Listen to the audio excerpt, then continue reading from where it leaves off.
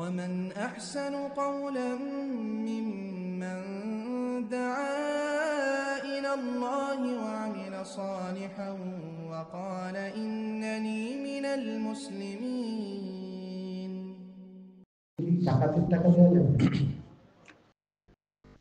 بسم الله الرحمن الرحيم الحمد لله والصلاة والسلام على رسول الله وعلى آله وصحبه ومن والاه أما بعد। প্রশ্ন করেছেন যে বাংলাদেশ থেকে অথবা দূর থেকে কোনো জায়গা থেকে যাদেরকে চেনে না এমন মানুষ হয়তো নিজের অভাবের কথা বলছেন অথবা নিজের ঋণ কর্জার কথা বলছেন, জানি না তাদের অবস্থা, তো তাদেরকে কি জাকাতের পয়সা দেওয়া যাবে? জাকাতের ভাগ বন্টন স্বয়ং আল্লাহ করে দিয়েছেন, মানুষের উপর ছেড়ে দেননি। যার পয়সা, যার হাতে আল্লাহ পয়সা দিয়েছেন তার উপর ছেড়ে দেননি। সূরা তওবার আয়াত নম্বর 60 আল্লাহ ভাগ করে দিয়েছেন 8 শ্রেণীর মানুষের মধ্যে জাকাত বিতরণ হইতে হবে, তার বাইরে জাকাত দিলে জাকাত আদায় হবে না। সুতরাং জাকাত যেহেতু আপনার ফরজ একটি ইবাদত, সালাতের পরে আপনি নিশ্চিত হবেন যে আমার জাকাতটা যেন আদায় হয়। সন্দেহের জায়গায় কখনো জাকাত দেবেন না, সন্দেহ অবস্থায় যেন জাকাত না দেন। এখন জাকাত দেওয়ার ক্ষেত্রে আল্লাহ রাব্বুল আলামিন হয় বলেছে ইন্নামাস সাদাকাতুল ফুকারা ওয়াল মাসাকিন, গরীব মিসকিন, অধিকাংশরাই অভাব থাকে। অভাব কি ধরনের? মৌলিক মানুষের জীবনের চাহিদাতে যদি অভাব থাকে, খাওয়া দাওয়ায় অভাব, যতটা খাওয়া দাওয়া খরচ লাগবে জুটছে না, অথবা বস্ত্রে কাপড় চোপড়ে অভাব, শীত বস্ত্রে শীতকালে অভাব, বাড়িঘর লাগবে যেটা মৌলিক মানুষের চাহিদা, বাড়িঘর ছাড়া থাকতে পারে না, বাসা ভাড়া দিতে পারে না, অথবা বাড়ি করতে পারে না, এগুলোর ক্ষেত্রে চিকিৎসা, অসুস্থ হলে চিকিৎসা লাগবে, চিকিৎসায় অভাব, এমনি সংসার চলে যাচ্ছে কিন্তু চিকিৎসা করতে পারছে না, সেই সময় যতটা অভাব আছে ততটা পর্যন্ত তাকে দিতে পারবেন। কিন্তু আপনাকে নিশ্চিত হওয়ার চেষ্টা করতে হবে, হয় সে বিশ্বস্ত, যে আপনাকে বলছে তাকে যে বিশ্বস্ত ইমানদার মানুষ, তাকে জিজ্ঞাসা করছে আপনার কি এই সব জিনিসগুলোতে অভাব আছে? যদি বলে হ্যাঁ এগুলোতে অভাব আছে, কতটা অভাব আছে? এতটা অভাব আছে, ততটা জাকাত দিতে পারবেন, অসুবিধা নেই। আচ্ছা, তারপরে ওয়াল গারিমিন, ঋণের কথা। অনেক লোকের ঋণ থাকে, হয়তো খাওয়া দাওয়া সংসার সবই চলে যাচ্ছে, চিকিৎসাও চলে যাচ্ছে, বাড়ি ঘর আছে, সব আছে, কিন্তু এমন কোনো জমি জায়গা নেই সেটা বিক্রি করে ঋণ পরিশোধ করতে পারবে, এক্সট্রা ভিটে মাটি ছাড়া আর কোনো জমি জায়গা নেই। তাহলে যতটা তার ঋণ আছে, সুদের ওপর যেন ঋণ না হয়, লোন নিয়ে রেখেছে হ্যাঁ কোটি কোটি টাকার, অনেকে কিন্তু জাকাত চায় না। যদি তওবা করে এসব লোক ফিরে আসে, আর না হলে ভালো মানুষের ঋণ আপনি পরিশোধ করবেন, জাকাত দিয়ে ঋণ পরিশোধ করতে পারবেন। কিন্তু জিজ্ঞাসা করবেন তাকে, অথবা আপনার আপনজন বা দিনদার কোনো মানুষ এই গ্রামে আছে বিশ্বস্ত, তাদের মাধ্যমে জেনে নেবেন যে আসলে কি ঋণগ্রস্ত। যদি ঋণগ্রস্ত হয় তো ঋণ পরিশোধ করার ক্ষেত্রেও জাকাত দিতে পারবেন। যতটা ঋণ আছে ততটা তার বেশি দিতে পারবেন না। এখানে একটি কথা শুধু শুনে রাখেন, কোন ব্যক্তিকে অধিক সচ্ছল করার জন্য জাকাত দেওয়া জায়েজ নাই। বুঝতে পেরেছেন? মানে মোটামুটি আমি চলছি সচ্ছল, কিন্তু এর চাইতে বেশি সচ্ছল, গ্রামে বাড়ি আছে, একটা টাউনে বাড়ি করবো সেই জন্য, হ্যাঁ, অথবা কিছু জমি জায়গা নেবো সেই জন্য, অথবা একটা নতুন কার নেবো সেই জন্য, এগুলো কাজে জাকাত দেওয়া যাবে না। বেশি সচ্ছল, বেশি সুখী করার জন্য জাকাত দেওয়া যাবে না। কিন্তু মৌলিক মানুষের যেসব চাহিদাগুলি রয়েছে সেই চাহিদা পূরণে যে অভাব থাকে যদি, তাহলে জাকাত দিতে পারবেন। আল্লাহু আ'লাম। 2 নম্বর প্রশ্ন ছিল, গালের উপরের অংশের দাড়ি কাটা যাবে কি? গালের ওপরের অংশ কাটা ঠিক নয়, কারণ গালের ওপরে দাড়ি, যে সুতরাং গালের উপরে কাটা ঠিক না। একবারে গলার দিকে নিচের দিকে সেগুলো হয়তো দাড়ি নয়। এই যে লাহিয়া বলে, লাহা বলা হয় এই যে হাড্ডি, যে হাড্ডিটা, এই হাড্ডি এবং হাড্ডির ওপরে সালাফে সালেহিনরা কেউ গালের ওপরে দাড়ি কাটতেন না। সুতরাং গালের ওপরে আমাদের দেশের, এটা আসলে বেদাতি সমাজের ওলামাদের লক্ষণ, যে একেবারে চেঁচে একেবারে চিকন করে রাখে, একেবারে গালকে একবারে খালি করে, এটা সুন্নতের খেলাফ কাজ, এটা তাকওয়ার পরিপন্থী, এবং এটা এই দিক থেকে কাটছাট করবেন। নবী সাল্লাল্লাহু আলাইহি ওয়াসাল্লামের যে ভাষাগুলি দাড়ি সম্পর্কে রয়েছে সেগুলিতে এগুলো সামিল, যেমন অফেরুল্লোহা, অফেরু মানে বেশি পরিমাণ রাখো, তার দাবি হচ্ছে যে গালের উপর রাখবেন। ওয়াফুল্লোহা, দাড়ি বাড়াও, মানে একেবারে ছোট ছোট করে রাখবেন না, বড় বাড়িয়ে রাখেন আপনি। জি, তো এই ভাষাগুলি বিভিন্ন দিক থেকে প্রমাণ করে যে আপনি দাড়ি বড় রাখবেন, লম্বা রাখবেন। কিন্তু অনেক লম্বা হয়েছে, সামান্য কিছু ছেটে ছোট বড় এই বিক্ষিপ্ত হয়ে আছে, তো সেটাই যদি সমান করেন সেটা ইখতিলাফি বিষয়। কিন্তু এই ক্ষেত্রে বলা যাবে না যে আপন অবস্থায় ছাড়া ওয়াজিব। এটা যে ফতোয়া দিয়ে একদল বলছেন সেটা আপন অবস্থায় ছাড়া ওয়াজিব, আর একদল আবার এর বিপরীত বলছেন যে না, ছোট করে নিতে, এক মুষ্টির পরে ছোট করে নিতেই হবে। অনেকে বলেছেন, কিন্তু কথা হচ্ছে যে যত বড় করে রাখবেন তত বেশি ভালো, আর আপন অবস্থায় ছেড়ে দিতে হবে এটা জরুরি নয়। হ্যাঁ, আর গালের ওপরগুলো এইভাবে কেটে চিকন করে দাও এটা জায়েজ নয়। জি। আর কোনো ভাই প্রশ্ন করবেন?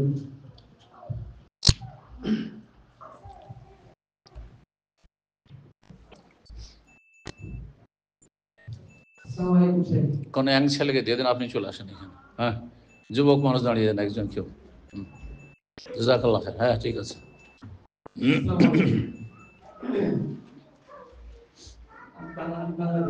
হ্যাঁ হ্যাঁ, জি বাংলায় বলেন। জি বাংলায় বলেন, বাংলায় বলেন। আর প্রশ্ন করবেন না কোন প্রশ্ন, শুধু নেগেটিভ বলে দিই। হ্যাঁ, কোনো ব্যক্তি সম্পর্কে, দল সম্পর্কে, জামাত সম্পর্কে, দেশ সম্পর্কে, এই তিনটা বাদ দিয়ে আকীদা জিজ্ঞাসা করেন, ইবাদত জিজ্ঞাসা করেন, আখলাক জিজ্ঞাসা করেন, হালাল হারাম জিজ্ঞাসা করেন। ঠিক আছে? আশা করি বুঝতে পেরেছেন। মানে জিজ্ঞাসা সবই করতে পারেন, শুধু কোনো ব্যক্তির অমুক ব্যক্তি কেমন ওইটা জিজ্ঞেস করেন না, অমুক দলটি কেমন ওটা জিজ্ঞাসা করিয়েন না এই নতুন পরিবেশে। তারপরে কোনো দেশের পলিটিক্যাল অবস্থা কেমন, এটা আপনি কি করেন মনে করেন, আমি ওই সব বুঝি না, কারণ আমি কোনো পলিটিশিয়ান না, বুঝছেন না? জি।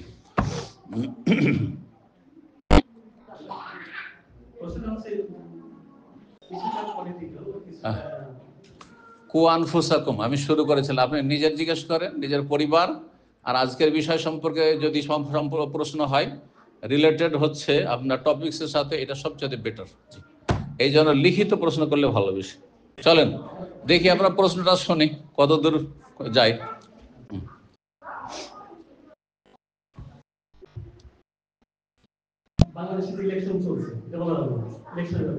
গণতন্ত্র সম্পর্কে সালাফি ওলামাদের যে মতটি, এখানকার সালাফি ওলামাদের সেটি আমার, আর এখানকার সালাফি ওলামা কি বলছে যে ইলেকশন করেন, বলছে কি দেখেন গণতান্ত্রিক পদ্ধতি গণতান্ত্রিক দেশের জন্য, এটা অমুসলিমদের জন্য, মুসলিমদের জন্য প্রযোজ্য নয়।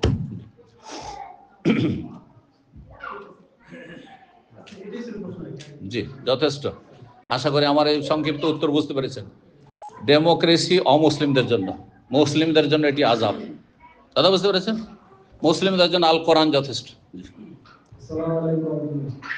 আমার একটা প্রশ্ন ছিল, যাকাতের কথা বলছিলেন, যাকাত তো আমি যতটুকু শুনে আসছি যে ফ্যামিলির মধ্যে, যেমন কি আত্মীয় স্বজন, ভাই ব্রাদার, বোন, পাড়া প্রতিবেশী, এদের হক বেশি। হ্যাঁ, ওদেরকে দেখা গেছে কি আমার একটা ভাই যদি গরিব থাকে, দুর্বল থাকে, এখন তারা আমি ডাইরেক্ট যাকাত টাকা বইলে দিলে তো এটা খারাপ লাগে না। আমি তারা দিলাম, মানে যাকাত বাবদে আমি তারা দিলাম, কিন্তু তারা না বলে আমি নোট করে রাখলাম, আমি আমার যাকাতের টাকাটা হিসাব করে আমি এটা মাইনাস করে দিলাম। এটা তো মনে ঠিক আছে না? গুরুত্বপূর্ণ, ঠিক আছে প্রশ্ন আপনার, ঠিক আছে। আমি প্রথম বলে নিই, জাকাত দেওয়ার ক্ষেত্রে আর একটা গুরুত্বপূর্ণ দিক এই প্রশ্নের উত্তরের সাথে সম্পর্কিত, আর আগেরটার সাথেও, সেটা হচ্ছে জাকাত দুই দিকে দেওয়া যাবে না। মূল ওপর দিকে দেওয়া যাবে না, আর নিচের দিকে শাখায় দেওয়া যাবে না। কথা বুঝতে পেরেছেন? মূল বুঝছেন? মূল ওপর দিকে দেওয়া যাবে, নিচের দিকে দেওয়া যাবে না। মানে কি? ওপর দিকে বাপ মা, দাদা দাদি, নানা নানি, দাদা দাদা দাদির বাপ মা নানা যত কেউ বেঁচে থাক, ওপর এক কথা মূল যারা আপনার দুনিয়া আসার মাধ্যম, তাদের কাউকে জাকাত দেওয়া যায় না। দাদা দাদি, নানা নানি, দাদার বাপ মা, কাউকে দেওয়া যাবে না। নিচের দিকে ছেলে মেয়েকে দেওয়া যাবে না, ছেলে মেয়ের ছেলে মেয়ে, শুধু ছেলের ঘরের নাতি না, হ্যাঁ মেয়ের ঘরের নাতি নাতিন, তাদেরকে দেওয়া জায়েজ নাই। যদি তারা এতিম হয় আপনাকে চালাতে, আপনার ছেলে মেয়েকে যেমন খাওয়াচ্ছেন ওরকম খাওয়াইতে হবে। এটা অনেকে বুঝে না, মনে করে আমি নাতিদেরকে যেহেতু অন্য পরিবারে তো অন্য ঘরে বিয়ে দিয়ে দিয়েছি মেয়ের, সেই জন্য আমি মেয়ের ছেলে মেয়েকে দিতে পারবো, হারাম জাকাত। কথা বুঝতে পেরেছেন? জি। তো নিচের দিকে দেওয়া যাবে না, ওপর দিকে দেওয়া যাবে না। এখন বাকি তাহলে ফরু, শাখা প্রশাখা। ফরু কোনগুলো? শাখা প্রশাখা, ডালপালা। ভাই বোন, ভাই বোন যদি নাবালক থাকে, এখনো নাবালক তারা, তাহলে আপনার ফরজ দায়িত্ব, আপনার আব্বা চালাতে পারছেন না অথবা আপনার আব্বা নেই দুনিয়াতে, তাহলে ফরজ সাবালক করে দেওয়া পর্যন্ত, হ্যাঁ কাজে লাগিয়ে দেওয়ার মতো।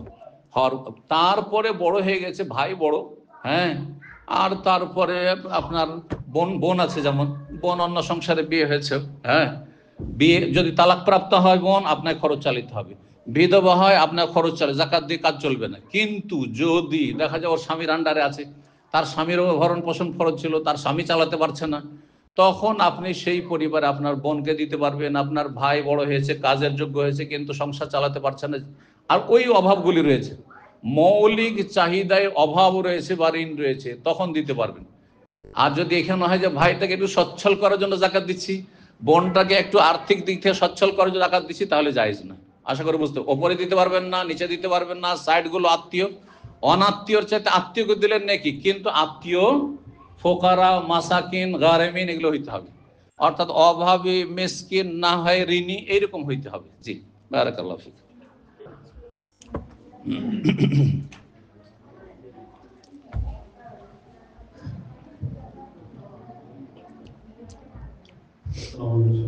জি, আমাদের মধ্যে যদি কেউ পাশের জমি অথবা নখ কাটে অথবা পিক করে, তার কারণে আমার নিজের পুষ্টা নষ্ট হচ্ছে, এক্ষেত্রে কি আমি তাকে একটু পুষ করতে হবে যাতে সেইটা না করে?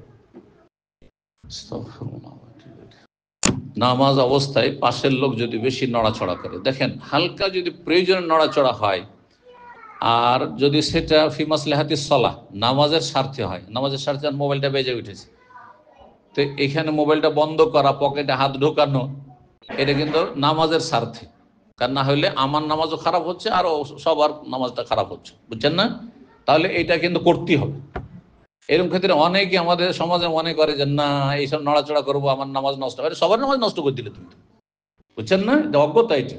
তখন জরুরি যে আপনাকে নড়াচড়া করতে হবে, কিন্তু নামাজের স্বার্থে নয়, কাপড়ের স্বার্থে।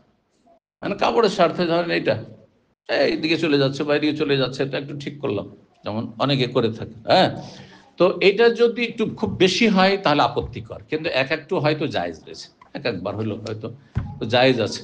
কিন্তু ঘন ঘন যদি হয়, বারবার হয়ে যায়, কতটা এর মাপকাঠি কত, বাইরের লোক দেখে যদি মনে হয় যে নামাজের নেই, হয়তো যদি এমন হয়ে যায় তাহলে নামাজ বাতিল হয়ে যাবে।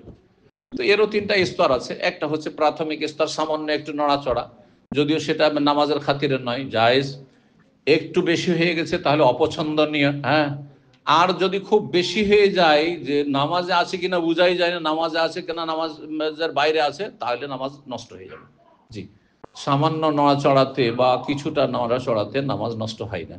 তা আপনার প্রশ্ন যে পাশের লোক হয়তো ভুল করছে, কিছু নড়াচড়া করছে, এই ক্ষেত্রে তাকে সতর্ক করা যাবে কিনা। যদি দেখেন যে সেই লোকটি হয়তো একটু ইঙ্গিত করলে বুঝে নেবেন, তো হাতের ইঙ্গিত না করে যদি দলিলের আলোকে দেখি, তো সুবহানাল্লাহ বলাটা বেশি ভালো, সুবহানাল্লাহ বেশি বলা ভালো। কারণ হাদিস রয়েছে এজা না বাকুম, শুধু সুবহানাল্লাহ লোকমা দেওয়ার ভুল হলে, ইমামের ভুল হলে সুবহানাল্লাহ বলা নয়, কিন্তু এটা সীমিত কথা। হাদিস আরেকটি হাদিস এজা না বাকুম ফিস সালাতে শাইউন, নামাজের অবস্থায় কোনো যদি পরিস্থিতি তৈরি হয়ে যায়, সিচুয়েশন, তাহলে ফালিউসাফবিহির রিজাল ওয়ালিউসাফফিকিন নিসা, পুরুষরা সুবহানাল্লাহ বলবে আর নারীরা তালি দেবে। কথা বুঝছেন না? তো দেখছেন যে পাশে একটি লোক নড়াচড়া করছে, বলছে সুবহানাল্লাহ, তাহলে ওকে বোঝা উচিত যে সুবহানাল্লাহ কেন বলছে। এইটা করলে বেশি ভালো। তাতে যদি না বুঝে আর সামান্য একটু নড়াচড়া করেন, বেশি তার নড়াচড়াকে ঠান্ডা করার জন্য একটু হালকা করেন, তো ইজতিহাদের বিষয়, জায়েজ হইতে পারে। কিন্তু আপনার কোনো দায়িত্ব নেই। নামাজের ভিতরে আমরে বিল মারুফ, ভালো কাজের উপদেশ দিতে হবে, অন্যায় কাজে বাধা দিতে হবে, এই দায়িত্ব আপনার নেই। বুঝতে পারছেন? জি, জাযাকাল্লাহ, আল্লাহু আ'লাম। আমার বাবা মারা যাওয়ার আমি আমার বড় ভাইকে বলছো মাইন্ডার ছিলাম, কিন্তু উনি বললো যে একটু সময় লাগবে, আর একটু সময় লাগবে, কোনো কাজ করে নাই, ওইটি তোমার বড় কোনো মারা গেছে, উনি পায়নি। তো উনি আমি বলার পর বলে যে না, মারা গেলে কি হবে, ওনার ছেলেদের বা মেয়েকে দিয়ে দিবে। তো ওনাদের হচ্ছে ইন্টেনশন হচ্ছে ওইটা আফটার 5 or 10 years আমার ভাই চলে যাবে, দেশের ভাই আমেরিকাতে, তখন সব লাইফ বিক্রি করে সবার ভাগ দিয়ে দিবে। তো আমি ওদের রিমাইন্ডার দিয়েছি, বাট এখন জানি না কি আবার রিমাইন্ডার দিব না, আমি আমার দায়িত্ব শেষ বলে দিচ্ছি। এটা করা ঠিক না। এখন আপনার প্রশ্নটা কি বলেন? প্রশ্ন হচ্ছে এখনো ভাগ করা হয়নি, তাইলে আমি তো আমার ভাইকে আবার পুশ করবো নাকি যেটা করে না আপনার? প্রথম কথা, মানুষ মারা যাওয়ার পরে মিরাস, পরিত্যক্ত ধন সম্পদ ভাগ বন্টনের লেট করা, এটি নাজায়েজ কাজ, এটি অনেকের সাথে অবিচার, জুলম।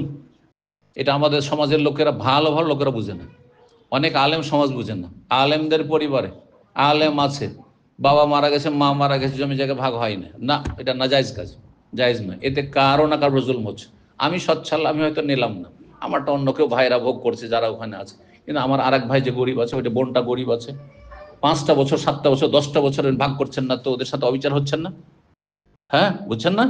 সুতরাং এটা মোটেই জায়েজ নাই। শরীয়তের বিধান হচ্ছে মানুষ মারা যাওয়ার পরে পরে দাফন করে এসে মাইয়াতের ধন সম্পদের সাথে 4টি হক জড়িত, একটার পর একটা আদায় করবেন। প্রথম তাজহিজ তাকফিন, কাফনের খরচ, কাফন দাফনের খরচ যা আছে ওইটা করার পরে ঋণ কর্জা আদায় করা 2 নম্বর, 3 নম্বর ওসিয়ত থাকলে ওসিয়ত 1/3 ভিতরে, আর 4 নম্বর তাড়াতাড়ি করে ভাগ করে ফেলুন, যার যাই হক আছে সেটা তখন সে পেয়ে যাবে। এখন আপনার বোন মারা গেছেন, এই বোনটা হয়তো ভোগ করতে পারছেন না, কারণ জমি জায়গা যার কাছে আছে, যে ভাই হয়তো ওখানে আছে, হয়তো সেই ভোগ করছে, একাই ভোগ করছে, হয়তো বাকিরা ভোগ করছে না, বাকিরা বঞ্চিত রয়েছে। জুলম হচ্ছে এখানে, অবশ্যই জুলম হচ্ছে এখানে। কেউ জালেম আর কেউ মজলুম, কেউ জালেম আর কেউ মজলুম, যারা বিলম্ব করছেন জুলম করছেন। সুতরাং এই জুলম থেকে আপনি নিজেকে মুক্ত করার জন্য, আপনার ভাই বোনদেরকে মুক্ত করার জন্য, কারোর সাথে যেন অবিচার না হয়, তাড়াতাড়ি ভাগ বন্টন করে ফেলুন।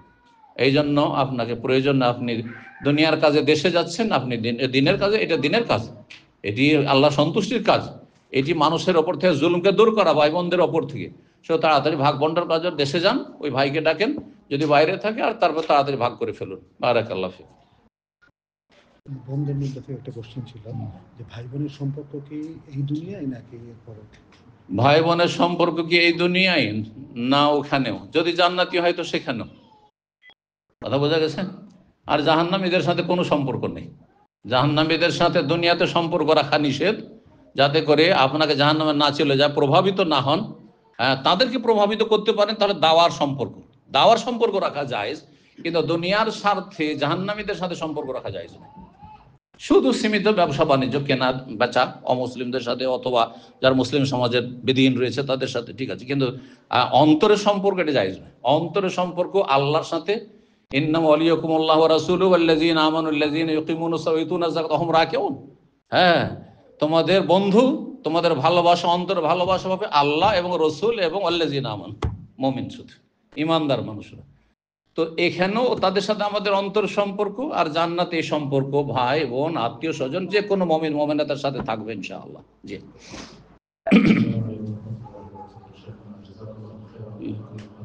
বারাকাল্লাহ ফিক।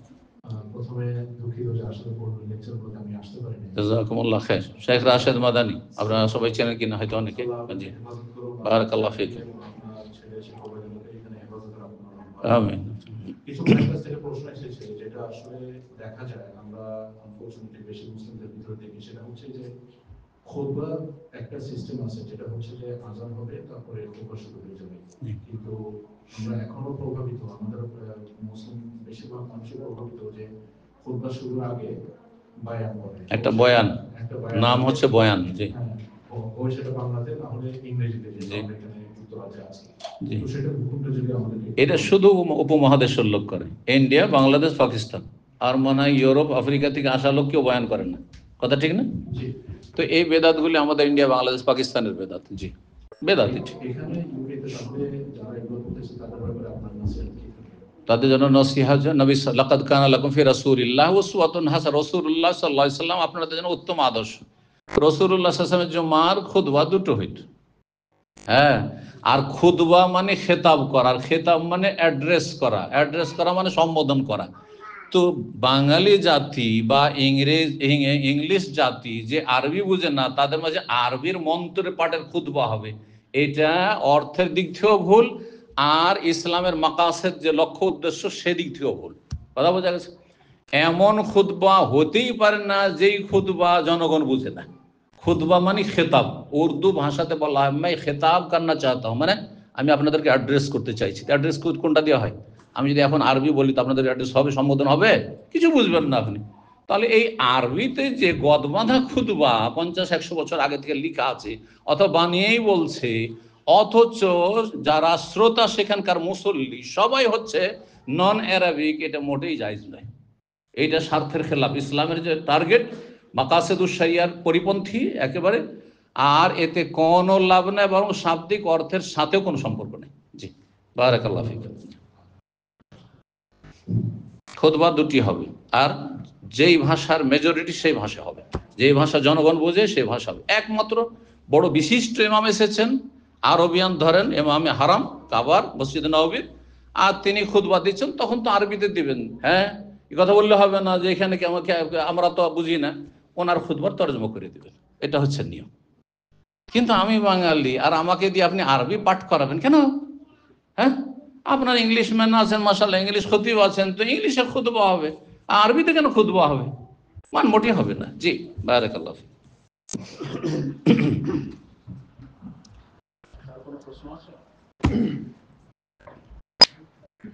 আমাদের বোনদের মধ্যে থেকে আরেকটা প্রশ্ন এসেছে, বাবা জীবিত থাকলে ছেলে এন্ড মেয়ে সম্পত্তি সমান পাবে, আর মারা গেলে ছেলে 2 ভাগ মেয়ে 1 ভাগ পাবে, এটা কি সত্য? আর মায়ের সম্পত্তি জীবিত আর মৃত উভয় অবস্থাতেই ছেলে এবং মেয়ে সমান পাবে, এটা কি সত্য?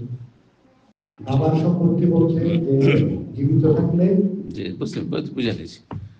বাবার সম্পত্তি জীবদ্দশায়, বাপ মা বেঁচে আছেন, সে অবস্থায় যদি ছেলে মেয়েদেরকে জমি জায়গা দেন, তাহলে সমান সমান দিতে হবে, নাকি যেমন ভাবে মিরাসের ভাগ বন্টন সেভাবে দিতে হবে? এই মাসলাই আইম্মা আরবা 4 জন যে প্রসিদ্ধ ইমাম 4 মাযহাবে, তাদের মাঝেই ইখতিলাফ, দ্বিমত রয়েছে। শুধু ইমাম আহমদের মত হচ্ছে যে সমান করতে হবে, কথা বোঝা গেছে। বাকি 3 ইমাম বলছেন না, লিজাকার মিসলু হাযিল উনসাইন, ছেলের দ্বিগুণ, কারণ ছেলের দায়িত্ব বেশি, হ্যাঁ, তার করণীয় বেশি, কর্তব্য বেশি, আর মেয়েকে 1 ভাগ দিতে হবে, 3 মাযহাবে বলছেন।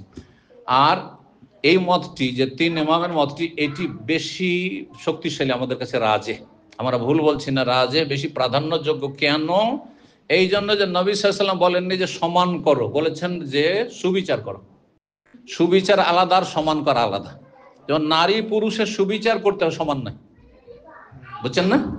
নারী পুরুষ কি, আপনি স্বামী স্ত্রী, সুবিচার করা ফরজ, আর সমান করা না জায়েজ। সমান করলে তাহলে একদিন আমাকে গিয়ে বক্তব্য করতে, আর একদিন আমার ওয়াইফকে বক্তব্য করতে হবে, সমান। একদিন আমাকে পাক করতে হবে, আর একদিন ওকে, হ্যাঁ, ফ্রি করে দিয়ে পাক করা থেকে, এটা হচ্ছে সমান করা। তো এটা চলবে? এবার কোনো সংসার চলবে? আমার কাজটা করতে পারবে? আপনার কাজটা আপনার ওয়াইফ করতে পারবে? কখনো পারবে না। আর পারলেও জায়েজ হবে, কথা বোঝা গেছে? এইভাবে নাই। তাহলে কি করতে বলা হয়েছে? সুবিচার কায়েম করতে ইসলামে বলা হয়েছে, সমান করতে বলা হয়নি। এখন হাদিসটার দিকে আসি। নোমান বিন বশির রাদিয়াল্লাহু তাআলা আনহু থেকে যে হাদিসটি, সেটিতে তার বাবা বশির তার ছোট স্ত্রীর কথা শুনে নবী সাল্লাল্লাহু আলাইহি ওয়াসাল্লামের কাছে আসলেন যে, ইয়া রাসূলুল্লাহ, এই নোমানের মা বলছে যে ছেলেটা ছোট, তোমার তো আরো অন্য ছেলেরা আছে, মেয়েরা আছে, বড় আছে, তো এর জন্য কিছু স্পেশালি দিয়ে দেন। তো আমি এটা দিতে চাইছি, আর আমার স্ত্রী, ছোট স্ত্রী বলছে যে এর জন্য সাক্ষী করতে হবে নবীকে, নবী থাকবেন সাক্ষী, তা আপনাকে সাক্ষী বানাবার জন্য এসেছেন। সুবহানাল্লাহ, আপনাকে সাক্ষী বানার জন্য এসেছি। নবী সাল্লাল্লাহু আলাইহি ওয়াসাল্লাম বলে, ইত্তাকুল্লাহ, কি বললেন? ইত্তাকু, আল্লাহকে ভয় করো, ওয়াদিলু বাইনা আওলাদিকুম, ইনসাফ করো, সুবিচার করো তোমাদের ছেলে মেয়েদের মাঝে। বলেননি সাওয়ু বাইনা আওলাদিকুম, না, সাওয়ু বলেননি, কি বলেছেন? ওয়াদিলু, আদল, ইনসাফ আলাদা জিনিস। ইনসাফ মানে যোগ্যতা হিসাবে, যার যেমন যোগ্যতা বা অধিকার বা প্রয়োজন সেই হিসাবে দেওয়া। ধরেন একজন, হ্যাঁ, আপনার 2টো ছেলে আছে। একটা ছেলের বয়স হচ্ছে এখন 18 বছর, ও খাবে আপনার 250 গ্রামের ভাত খাবে, ধরে নেন একটা সাপোজ, হ্যাঁ, খাবার খাবে এতটা, 2 থালা খাবে। আর একটা আপনার 3 বছরের বাচ্চা আছে, সে খাবে মাত্র এতটা। বলছে না, সমান করতে হবে নাকি? না, মোটেই সমান করতে হবে। কি করতে হবে? ইনসাফ করতে হবে। ছোট বাচ্চার খাবারের ক্যাটাগরি আলাদা হইতে পারে, ওর জন্য আপনার বেবি ফুড লাগতে পারে, ওর আলাদা খাবার হবে, এর আলাদা। কার কম খরচ হচ্ছে, কার বেশি খরচ, এটা দেখার বিষয় না। এটা হচ্ছে আদল, ইনসাফ। আর সমান করে ভাত তুলে দিয়ে দেওয়া একটা 3 বছরের বাচ্চাকে, ওইটাও ছেলে আমার, ওটাও ছেলে, হ্যাঁ, এটা হচ্ছে কি সমান করা, কিন্তু বেইনসাফ, ইনসাফই নাই, হ্যাঁ, অবিচার। আশা করি বুঝতে পেরেছেন।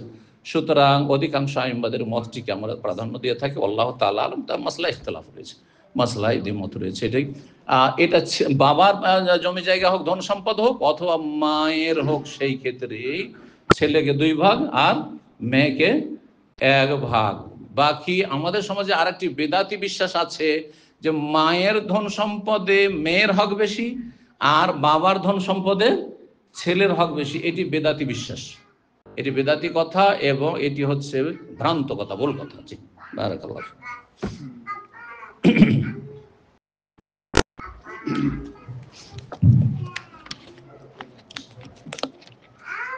আমরা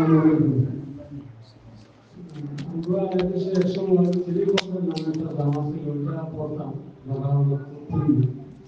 এখন ওইটা বেশি গুরুত্ব পাওয়া যায় না। আমরা কিরকম বুঝলাম না, আপনার মাইকটা একটু দূরে করে কথা বলেন, বাজছে। আমরা টেলিকমের নামে পাইলাম আছে, যেমন হাঁটুর নিচে যায়, হাঁটুর হাঁটুর নিচে যায়, নিচে যায়, হাঁটুর নিচে যায়, কিন্তু এই পাওয়া যায় হাঁটু ঢাকা থাকে। হ্যাঁ এখন একটা পাওয়া যায় যেটা হাঁটুর উপরে উঠে যায়, হ্যাঁ হ্যাঁ, ওইটা পর্যন্ত চলে যাবে না। হাঁটুর ওপরে যদি হয় পুরুষদের তো পরা যায় না, এটা বলবো। আপনি ঘরে পড়তে পারেন হয়তো, মানে এমন নয় যে আপনার আওরাতে গালিজা নয়, লজ্জাস্থান গুপ্তাঙ্গের মতো, কিন্তু এটা অপছন্দ নয়। নবী সাল্লাল্লাহু আলাইহি ওয়াসাল্লাম বলেছেন আলীকে, ইয়া আলী গাত্তি ফাখিযাক, তোমার রানকে ঢেকে রাখো। হ্যাঁ, রানকে ঢেকে রাখো, যেমন পুরুষদের রানকে ঢেকে রাখতে হবে, এটা হচ্ছে আওরাতে খফিফা, হালকা আবরিত বস্তু, ঢেকে রাখার জায়গা। কিন্তু প্রয়োজন বশত খোলা যাবে, যারা কৃষি কাজ করছেন যেমন খুলছেন, কাজের সময় খুলছেন। নবী সাল্লাল্লাহু আলাইহি ওয়াসাল্লাম একবার খুলে আছেন, আবু বকর আসলেন, রেখে দিলেন, আবু বকর দেখলেন, তাহলে রানের কিছুটা অংশ। আর তারপরে ওমর আসলেন, তাও খোলা থাকলো। উসমান আসতে মাত্র তাড়াতাড়ি করে ঢেকে নিলেন। তখন মায়েশা অথবা কেউ জিজ্ঞেস করে, ইয়া রাসূলুল্লাহ এমনটা কেন করলেন? আবু বকর এলো তাও খোলা রাখলেন, ওমর এলো তাও খুলে রাখলেন, আর উসমান এলো তখন ঢেকে নিলেন কেন? তখন এই কথা বললেন না যে রান খোলা একেবারে না জায়েজ, বললেন যে এখন যদি খোলা রাখতাম তো উসমান দেখে লজ্জা পালিয়ে যেত, আসতোই না। এই জন্য রানের ওপরে না, হাঁটুর ওপরে থাকবে, রানের কিছু অংশ খোলা থাকবে, এটি পছন্দনীয় নয়, এটি অপছন্দনীয় কাজ। আর এই রকম পোশাকে সলাতে হবে না। তো এমন পোশাক কেন পরবেন যাতে সলাত হবে না? রান যদি খোলা থাকে, হাঁটুর ওপরে কাপড় থাকে, তো ওতে নামাজ হবে না। এটা উজুর জন্য শর্ত নাই, কথা বুঝতে পেরেছেন? কারণ অনেকে মনে করে যে হাঁটুর ওপরে কাপড় গেলে উজু নষ্ট হয়ে যায়, এটা আমাদের দেশে বিদাতি কথা। কিন্তু হাঁটুর ওপরে কাপড় গেলে নামাজ হবে না। এই নাভির নিচে কাপড় গেলে, অনেকে টাইট আপনার জিন্স প্যান্ট পরছেন, আর এতে গেঞ্জি পরছেন, টি শার্ট, ও টি শার্ট ওপর দিকে টান দিয়ে আসছে, আপনার পিঠে দিকে চলে আসলো, আর প্যান্টটা নিচের দিকে চলে গেল। রুকুতে গেলে দেখবেন যে ওই নাভি বরাবর নিচের দিকে একটু খুলে যাচ্ছে, তাহলে নামাজ হবে না, নামাজ নষ্ট হয়ে যাবে, এভাবে নামাজ নষ্ট হয়ে যাবে। জি, খেলাধুলার সময় ঠিক আছে, অত শক্ত হেন না, মানে এমন বড় নাজায়েজ কাজ করছে না। ঠিক আছে, কিন্তু বাচ্চাদের ক্ষেত্রে ঠিক আছে। আপনি আপনার কথা বলেন। এখন বাচ্চা যদি দেখা যায় আমার বাবাও এরকম পড়ছে, তাহলে তো ও তো বড় হয়ে পড়তে থাকবে, বুঝতে পারছেন? যথাসাধ্য ছেলে মেয়েদের জন্য আদর্শ হওয়ার চেষ্টা করবেন, হ্যাঁ, যে আপনাকে যেন ফলো করে। জি,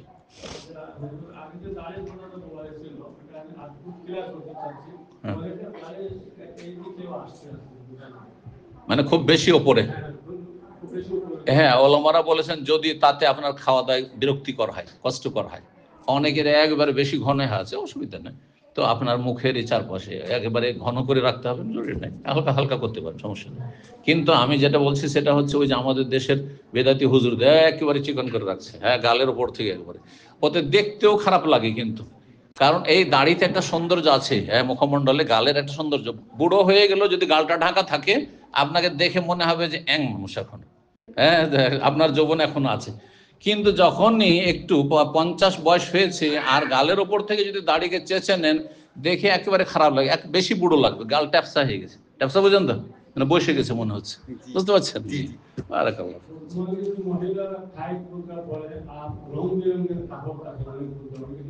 মহিলাদের জন্য বেটার হচ্ছে, উত্তম হচ্ছে যেই কাপড়ে আকর্ষণ নাই, কালো শর্ত নয়, কিন্তু কালোটাতে সবচেয়ে কম আকর্ষণ নেই বললে চলে। সুতরাং কালো পোশাক তাদের জন্য শ্রেয়, উত্তম।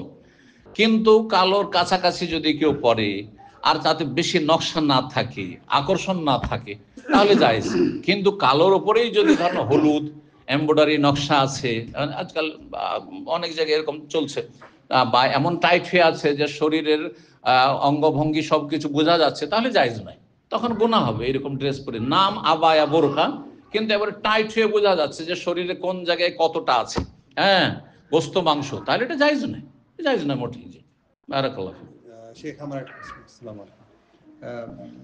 সম্পত্তি ক্লিয়ার করতে চাই যে সম্পত্তি যদি কারো থাকে, সমস্ত সম্পত্তি, ফর এক্সাম্পল 4 জন বা ছেলে আছে, একজন আছে, তো এগুলা সমস্ত সম্পত্তি বন্টন করে দিতে চাই, তো সেই ক্ষেত্রে জীবদ্দশায় বেঁচে থাকাকালীন সমস্ত সম্পত্তি বন্টন করতে চাই, এটা করতে নিষেধ করিয়েন না। এটা কারণ এতে আপনার ক্ষতি রয়েছে।